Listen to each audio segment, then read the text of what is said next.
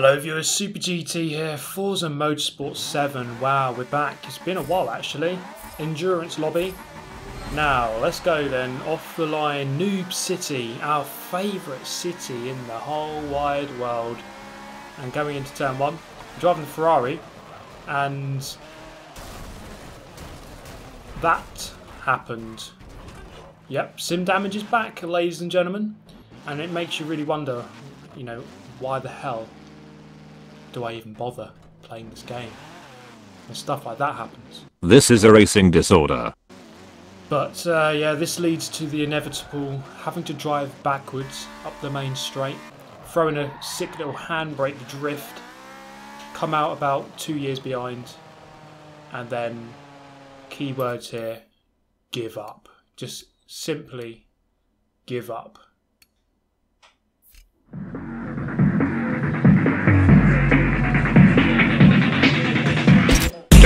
Son. Look, his body is ready. His body is ready for more. So I've braced myself for impact around Suzuka, short version. Now let's see what we can do. And I'm still in the Ferrari. I wanted to try this Ferrari because I don't see it often used. The good old 458. Not a popular choice, but we'll see what we can do. Going through 130R, running the Porsche out wide for good measure into the proper first turn, where you usually get all the carnage. I can see some arrows, but I'm not going to get murdered this time around, so that's always a bonus. Around the outside of the Porsche, despite the slide, getting better traction on the way out, and we are going to slot into third place through Degner 1 and then into 2. The Porsche, sorry, the Audi, very wide out of Degner 2. I'm through to second. And that has been a fairly good start. Up behind the Huracan, into the hairpin. Now we've got the awkward chicane coming up, and he's deploying a lag switch on me there to kind of fend me off at a distance. So through the chicane, Super GT effect takes hold, off he goes, I'm into the lead. That's a really good start. Fourth, straight into first.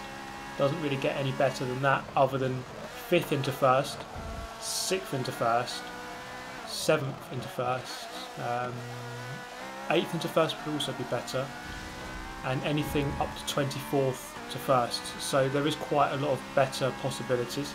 Over the line we go, on to the second lap of 15. So yes, this is the endurance hopper, fairly lengthy races. This is often where you get the best ones.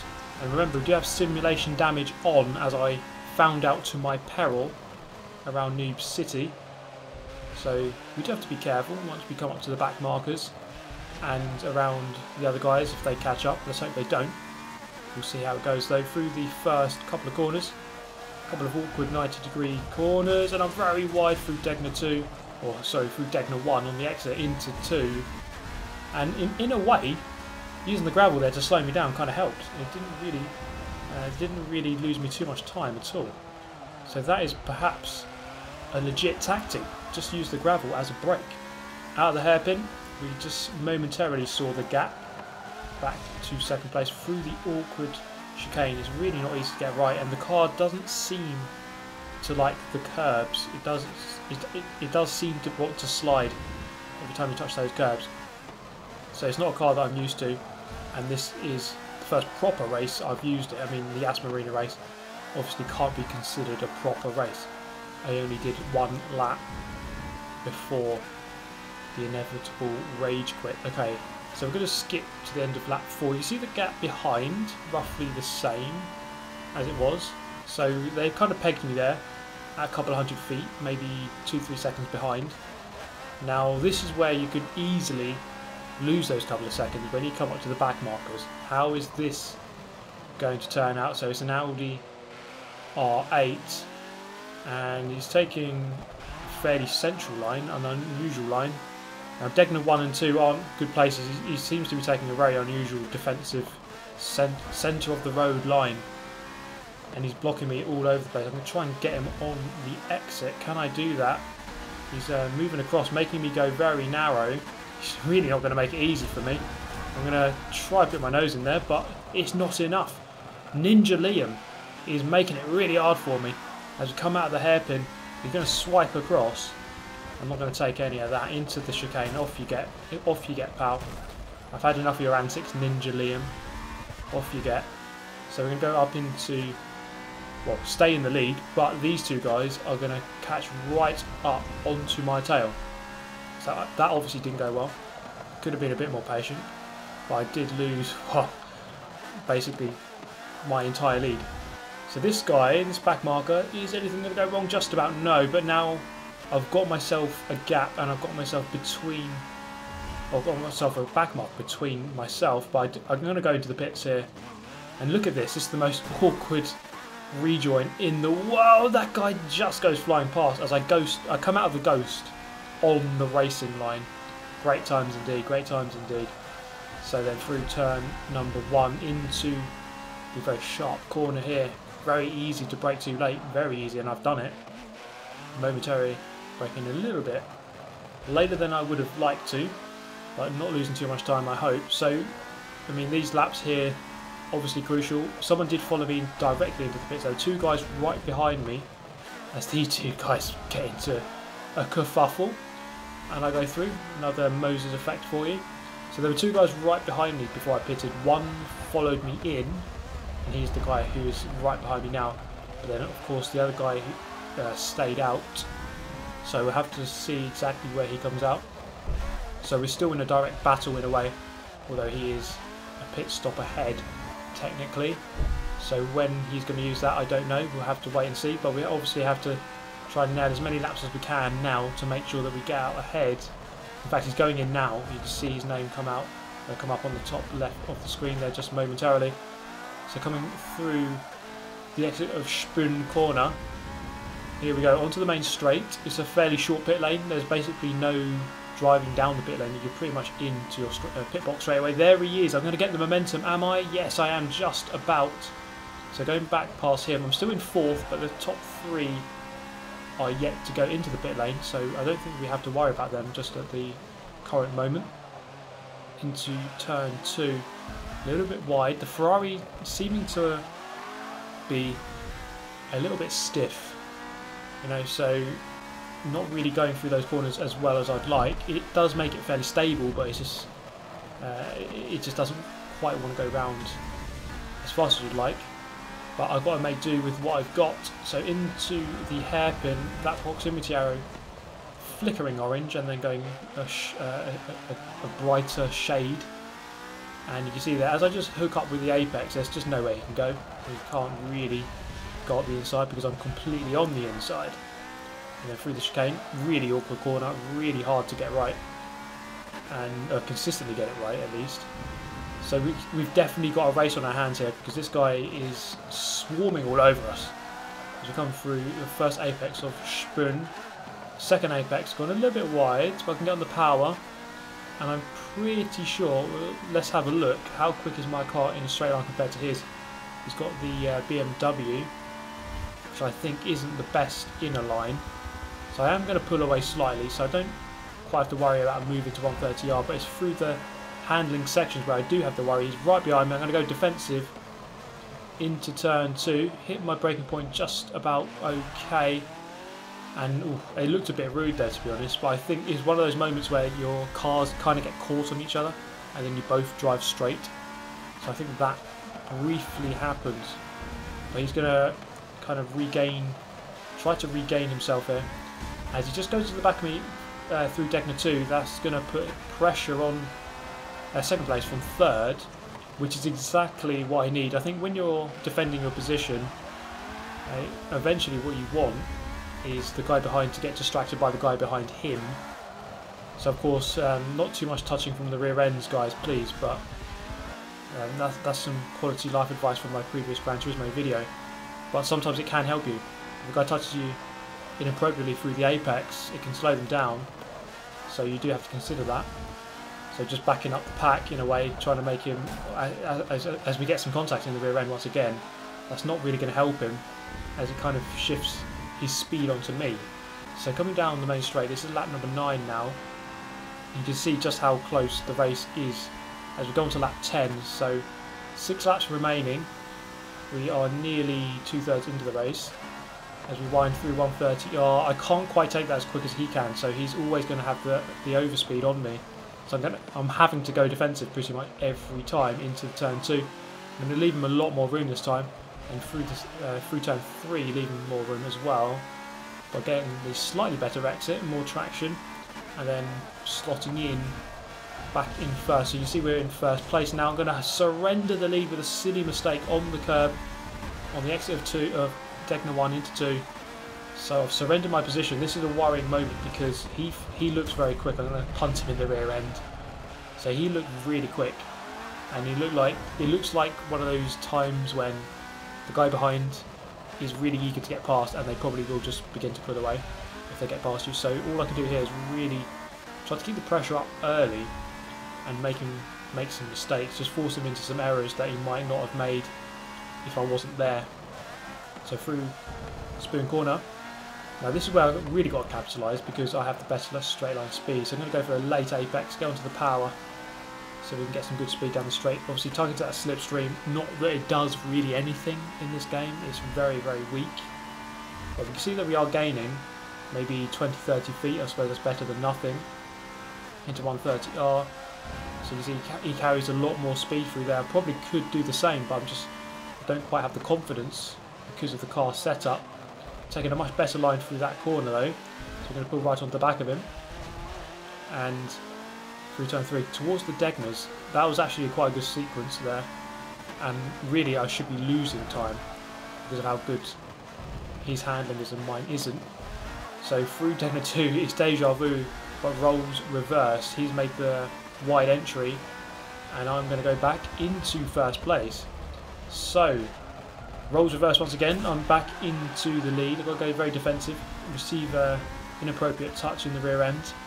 I'm going to continue going.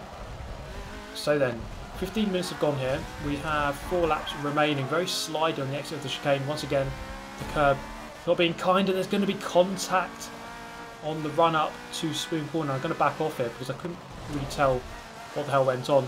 It looked like I kind of forced him very narrow, but I was very surprised that he went for that gap. That was pretty much exactly a car width. It was going to be very hard to pass on that side, but I've kind of lifted off and let him back in on the battle. So now we can resume hostilities as we cross the line onto the 12th lap into 130R. It's going to be the same story, I fear. Once again, you can see that arrow. I know where I have to be. I'm going to defend the inside. I'm not going to deviate from my plan. It's worked so far, but we've braked too late. He's up the inside, so that's the downside of braking too late. Obviously you let them up the inside on the way out, and I've surrendered the position quite easily once again. But it kind of bodes well because he did make a mistake. He isn't completely infallible. He looks like he's got a fair few mistakes in him. If I can just keep the pressure up into the hairpin, going to go for the lunge.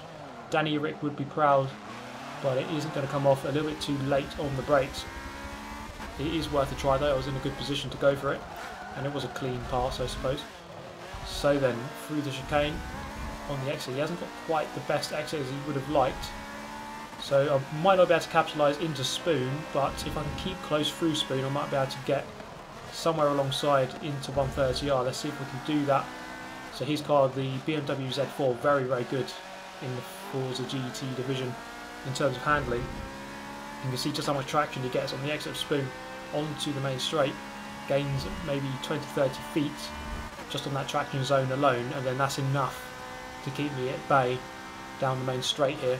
But I do have a better straight line speed, so trying to carry a little bit more speed through there, perhaps a little bit too much as I've run a little bit wide, and braking a little bit too late as well. So perhaps trying a little bit too hard to keep up and force the error, and in fact it's making me make the errors as I run very wide just to actually 2 wheels on the track. But looking behind briefly, we do have someone waiting to pick up the pieces should anything happen. So it's always a tough situation to be in. Do you attack first place, or do you go defensive and just try to preserve what you've got? I mean, you might as well just go for first place if you can, I suppose. I mean, it's not a championship or anything. You're just there to win each race, so might as well go for it. So the Z4, he got a bit of a gap briefly for the start of this lap, but coming through the hairpin and the chicane, he's really not had a good couple of corners there. So So the Super GT pressure is beginning to tell. This Chevrolet is just going to park himself in the middle of the track.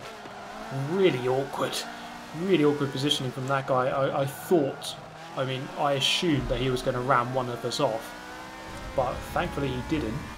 And I mean, that's probably the only occasion where that's ever happened, where someone's going to park in the dead centre of the track and not punt you off. So then, next of Spoon into 130R. Can I go around the outside? Not possible, simply not possible in this car with the tune the way it is, but it's worth a try. If a lunge into turn 2, not quite. His brakes are too good. In fact, I think we're fairly even on brakes, so it's going to be very hard to go for those lunges unless you're in a really close position.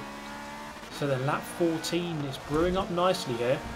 We do have a battle for first place, which is 4 cars deep. I haven't really looked behind too often, but there are 2 cars pretty much directly behind me. And he's gone defensive into the hairpin, so he senses my presence. He knows that I'm there, and I did go for a move there earlier, so perhaps thinking I might go for it, but I don't think I was close enough on that occasion anyway.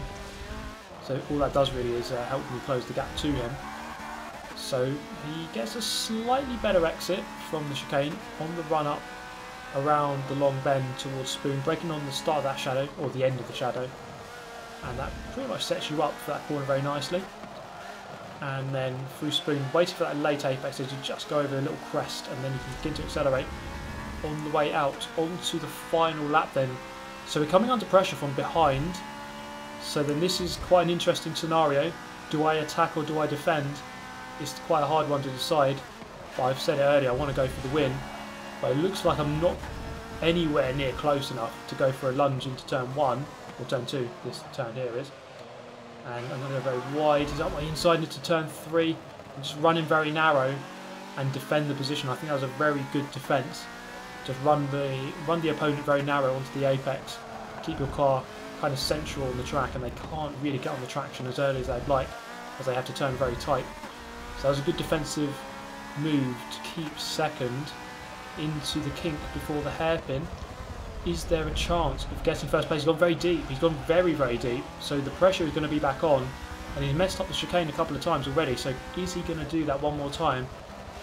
He goes in very quickly, very fast on the exit. He's going to go all over the grass. So I'm going to get a run here up the inside. So I'm back up into first place with only one corner left to run, which is Spoon Corner. Breaking on the end of the shadow, we are into the first apex.